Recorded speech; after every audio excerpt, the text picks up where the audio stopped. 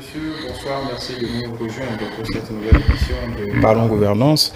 Nous allons rester dans la droite ligne du décryptage de ce dimanche 17 décembre 2023 où le consultant politique Agapit Napoléon Maforican évoquait ce concept de centre dans la droite ligne de l'avènement de ce nouveau parti Renaissance nationale SUDBN, ce ventre mou de notre système partisan qui existerait entre d'une part les deux grands blocs de la mouvance présidentielle, le bloc républicain, l'Union progressiste, le Renouveau, et d'autre part le parti Les Démocrates. Tous ces partis qui sont dans un entre-deux et qui définirait, selon le consultant politique, une sorte de centre.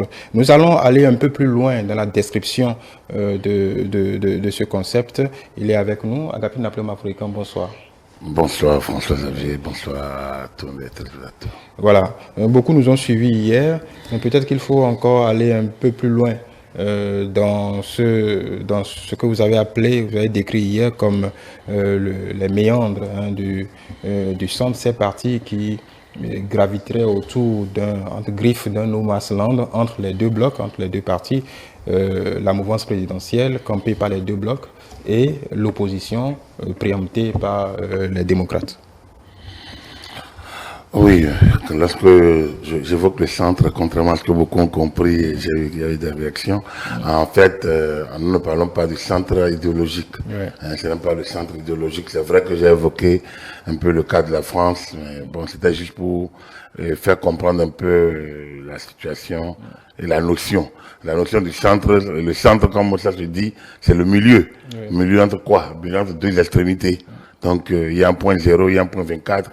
Et le 12 constitue le centre. Donc, dans le cas d'espèce, nous parlons du centre politique. En parlant du centre politique, on évoque alors les blocs. D'un côté, la majorité présidentielle, donc ceux qui soutiennent le gouvernement et ses actions, et de l'autre côté, ceux qui s'opposent radicalement.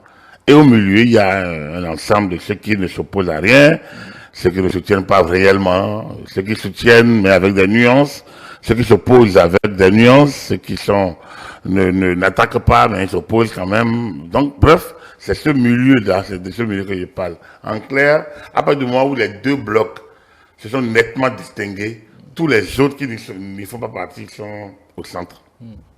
Mais le centre politique. Vous voyez, lorsque les démocrates sont entrés en jeu, ils ont pétanqué la FCBE. Pas parce qu'ils ont un programme meilleur, mais parce qu'ils attaquent plus. C'est pas si loin, c'est pas une affaire de Yahi Boni. Si aujourd'hui Yahi Boni dit je soutiens Patrice Talon, celui qui va attaquer plus va prendre. Va prendre parce que l'opinion est parfois est plutôt friande de ces braquages, de cet antagonisme entre ceux qui sont au pouvoir et ceux qui sont dans l'opposition. Donc, tant que ça cogne, il y en a dans l'opinion qui trouvent leur compte et qui essayent donc de tirer de ce côté-là. Voilà pourquoi les partis qui ne s'inscrivent pas dans cette dynamique sont un peu laissés pour compte. Et ça, c'est pas demain que ça changera. Oui. Et ça veut dire que les Béninois, même le corps électoral, les citoyens même ne tolèrent pas l'entre-deux. Non, pas du tout. Soit vous êtes pour, soit vous êtes contre. Exactement, ils ne tolèrent pas. Ils ne tolèrent pas. Lorsque vous êtes au milieu, bon, ils ont l'impression qu'ils vous classent. Mais si vous classent, je prends par exemple le centre côté opposition. Alors, pourquoi vous voulez que les gens votent le MPL ou le FCBE s'ils ont la possibilité de voter les démocrates? C'est assez simple. Ils estiment que celui qui incarne l'opposition le plus à Patrice Talon, c'est les démocrates. Les démocrates ont beau faire vendre du vent. Ils ont beau ne rien vendre réellement. Ils vendent des injures. Ils vendent parfois l'outrance, ou souvent. Ils vendent du faux, comme faire sortir des gens de la prison. Ils se rendent compte des limites. Donc, ils vendent ce qu'ils n'ont pas. Et ils attaquent ce qui est normalement à ne pas attaquer parce que ce n'est qu'une logique de gouvernance. Mais ils obtiennent, disons, l'adhésion d'une certaine opinion qui les défendent et qui ne comprennent pas que vous n'alliez pas dans leur côté. On estime que vous êtes vendu au pouvoir, vous êtes acheté par le pouvoir, vous êtes payé par le pouvoir. Ils ne comprennent pas que vous dites, que vous pensiez que ce parti ne vend, alors que ne vend rien. Quand vous prenez les démocrates, vous prenez les FCBE, au moins, Paul Onkwe a fait des propositions concrètes, lui, à l'opposition. Au moins, il était chef de file de l'opposition, il a dit 2 ou 3 petites choses. On peut voir leurs limites aujourd'hui, parce que lui-même est un peu muré dans une sorte donc, de bunker. On le voit pas, pratiquement pas, on voit ses lieutenants, on ne le voit pas lui. Il n'est pas sur le terrain. Voilà, il s'enferme. Mais sinon, le parti a quand même pu, à un moment donné, incarner réellement l'opposition. Mais les démocrates, ils incarnent l'opposition radicale, ils attaquent, ils injurient, ils informent, ils intoxiquent, ils sont sur le terrain pour ça. Et on les applaudit parce que justement, ils sont dans le... Voilà un peu la situation de ce côté-là. De l'autre côté, vous prenez les partis qui soutiennent l'action du président Talon. Il y a l'adage, quand on est bien avec le bon Dieu, pourquoi il faut aller passer par les saints, non? C'est une manière. Donc, alors, l'électeur va se demander, mais pourquoi vous voulez que je vote pour FCDB, pourquoi vous voulez que je vote pour... FCDB, c'est l'opposition, non? Oui, c'est l'opposition. Voilà, donc, pourquoi vous voulez que je vote pour Moël? Pourquoi vous voulez que je vote pour Renaissance nationale si je peux déjà voter directement pour UPR ou le BR, qui disent, eux, ils soutiennent directement l'action du président de la République. Alors... Bon, Moël Bénet aussi le dit. Pardon? Moël Bénet aussi le dit, il soutient l'action du président de la République. Oui, c'est ça que je dis, mais l'électeur dira ça. Mais oui, Moël Bénet le dit, mais ils ne sont pas au Parlement. C'est là, c'est-à-dire que là où il fallait les départager, c'était les premières élections.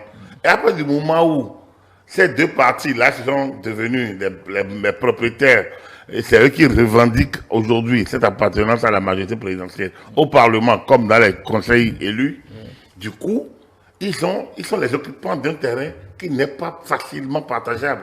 Donc, la bataille se fera pendant longtemps encore entre l'UPR et le BR. Et la bataille se fera là parce que même le fait qu'ils soient 2 n'est pas aussi facilement gérable, mais ils occupent déjà le terrain et chacun d'eux essaye de trouver des éléments de langage. Mais ceux qui n'y sont pas, quelle que soit la légitimité de leur combat, quelle que soit même parfois la justesse du combat, parce que vous prenez un parti comme Moël Bénet, ils élèvent le niveau quand même. Ils élèvent un peu le niveau. On peut dire que c'est un parti d'intellectuels, un peu de gens, même si Jacques Ayadji n'est pas quelqu'un... Jacques Ayadji essaye de se mettre quand même au niveau du peuple quand il pose ses problèmes. Le parti est quand même rempli de beaucoup de bonnes gens, comme on peut le dire. Mais leurs idéaux qui se rapprochent de ceux du président Talon, et donc des partis qui le soutiennent, ne leur permettent pas d'engranger facilement dès lors que les autres sont déjà sur le terrain. Et donc, les leurs vont toujours faire campagne pour être... Et les populations vont dans l'absolu se dire, mais bon, au pire, on vote pour ceux qui sont déjà là. Donc, comme vous l'avez dit hier, soit ils se confinent à un rôle de faire valoir, soit ils disparaissent, ou ils construisent quelque chose de plus... Non, de 2 choses l'une. Ils peuvent exister comme force politique, disons, alternative. Force politique alternative, sachant bien qu'ils ne seront pas là où les décisions sont prises, sauf si on leur donne quelques prébendes comme les préfectures que Moël et FCDB et UDBN ont pu avoir entre-temps. Lorsqu'on sait ces prébendes qu'ils ont pu avoir, quelques petits cadres nommés ici et là, Trampontin, ils ne peuvent pas électoralement impacter. Tout simplement parce que, comme je l'ai dit hier, il y a 2 leviers aujourd'hui qui n'existaient pas hier et qui permettaient à tous les petits partis, micro-partis, partis unipersonnels d'exister. Aujourd'hui, c'est difficile. C'est difficile parce que il n'y a pas d'alliance possible à faire. Et puis, s'il n'y a pas d'alliance, où vous êtes vous, ou vous n'êtes pas. Or, il se fait que il y a un deuxième levier qui est important, qui vous contraint dans votre nature d'être vous seul et de n'être que vous. C'est le seuil de représentativité. 10% au niveau national. Mais ce n'est pas donné à tout le monde. C'est rare d'avoir 3 partis, d'avoir 4-5 partis qui ont dit qu'il y a 10%. Donc, c'est toujours autour de 3-4 partis. 3-4 partis. Donc, quand vous regardez aujourd'hui, l'UPR, qui est le parti dominant, se taille pratiquement la part de 2 partis. Le BR prend, ça va être 3 partis. Et puis, les démocrates, bon, l'opposition. Il y a peut-être encore la place pour un. Il y a peut-être. Mais c'est tellement exigu que la norme, la moyenne, c'est déjà les 3. Donc, quand vous avez beau espérer, le chef de représentativité fait que, à un moment donné, vous pouvez gagner quelques poches dans le pays. Vous ne pouvez pas disposer de voix. Et donc, vous ne pouvez pas valablement siéger. Du coup, si ces partis ont envie d'exister, ils peuvent exister. Parce qu'ils ont les moyens de leur politique, ils vont exister, ils iront aux élections pour respecter la charte des partis, pour ne pas être menacés donc de disparition. De dissolution. Ils vont aux élections, mais ils savent qu'il n'y a pas grand-chose à gagner là. Ils savent. Donc, ils ont les moyens. Ils vont faire passer leur vision. Ils vont défendre leur logique. Ils vont exister politiquement. Mais ils ne peuvent pas exister. Ils vont exister techniquement. Ils vont dans l'occupation du terrain. Mais politiquement, ils ne vont pas réellement exister parce qu'ils n'auront pas voix au chapitre. Mais vous l'avez déjà évoqué sur ce plateau même, à d'autres occasions, dans la perspective des phénomènes de vases communicants qui s'opèrent à chaque veille d'élection générale, ils peuvent espérer peut-être happer le pôle des mécontents. On ne sait jamais.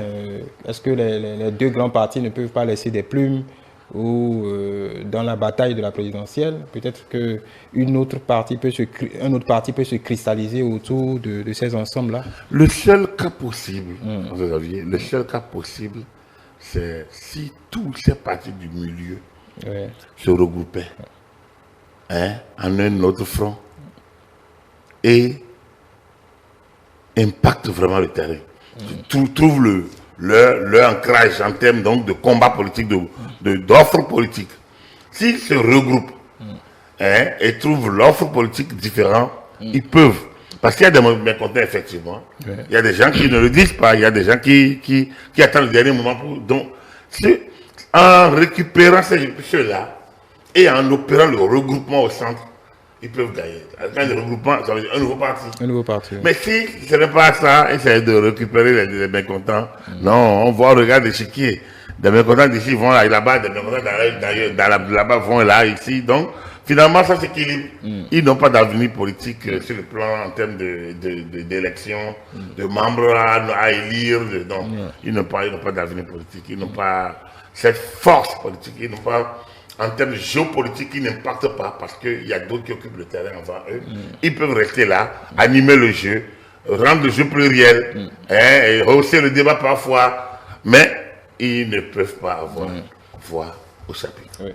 Mais dans la perspective, peut-être pour finir, dans la perspective de la présidentielle, s'ils ne comptent pas aux législatives et aux communales, bon, Moël Bénin, Renaissance nationale peut apporter quand même leur 4% ou leur 5% pour le prochain président. Mais bien sûr, ça peut se faire. Bien sûr, là ils auront si le président est condescendant ou ils peuvent entrer au gouvernement, passer. Autrement, ils auront trouvé leur trampontin, un poste de préfecture, un poste de DG, un poste de directeur dans l'administration, et puis bon, c'est réglé. Mais est-ce qu'un parti ne vit que de ça? Donc, tant que vous n'avez pas d'élu, vous êtes un parti fragile. Tant que vous n'avez pas d'élu, vous êtes un parti fragile. Donc, je ne sais pas si... On a besoin peut-être du nombre. On ne peut pas dire, bon, contentons-nous uniquement des 3 partis. Non. On a besoin peut-être de 2 autres partis, peut-être dans chaque pôle. Mais bon, il ne s'agit pas de décréter, il s'agit donc de les laisser se battre, se débattre, pour que finalement on ait plutôt de manière formelle un groupe de 3, 4, 5 partis au plus qui animent la vie politique nationale, qui impactent la vie politique nationale et qui ont des offres à faire du point de vue politique pour que les populations qui vont aux urnes sachent pour qui voter. Voilà. Je sais que le concept de décentralisation vous est cher.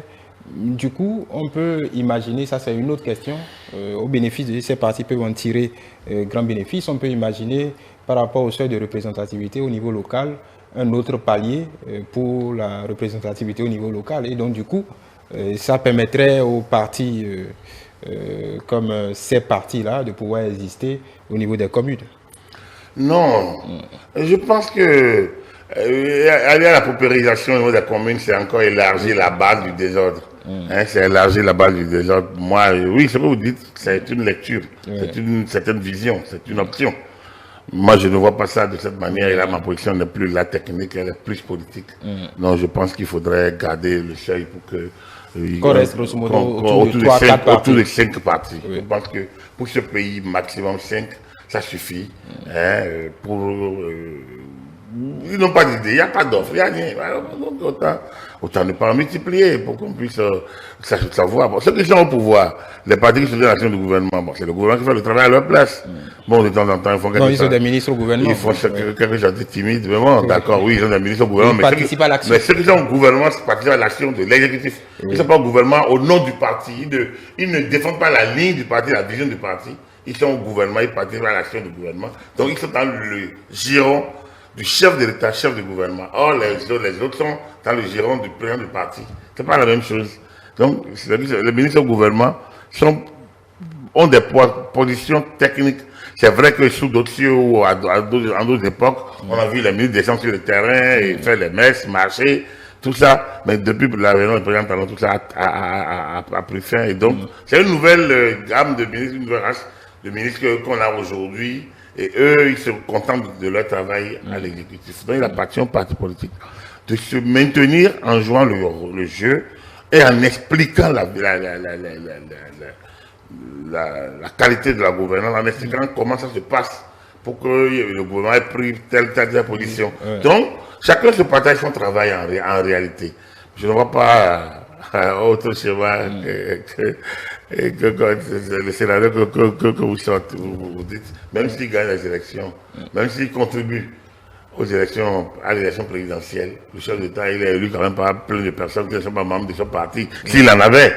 S'il en avait. Donc, l'électeur, parfois, transcende les barrières politiques pour faire son choix. Il appartient au président, une fois élu, de savoir manager. Mais je pense que la réforme du système partisan montre vraiment si elle n'avait pas hésité, il fallait bien l'inventer parce que la classe politique est encore dans certains schémas anciens, notamment ce dont nous parlons là, c'est encore dans d'autres schémas anciens qui, disons, ne leur permettent pas de se libérer et de savoir que les choses ont véritablement changé. Ils veulent peut-être une chose, ils veulent en même temps ce contraire, c'est difficile. Voilà. On va finir là-dessus. Merci de nous avoir suivis. Merci à Agapit Napoléon Maforican pour ces éclaircissements. Bienvenue. Mesdames et messieurs, ne quittez pas votre position puisque dans quelques instants, nous allons renouer avec les échanges de Ça se discute. Nos invités sont déjà dans nos murs. À de suite.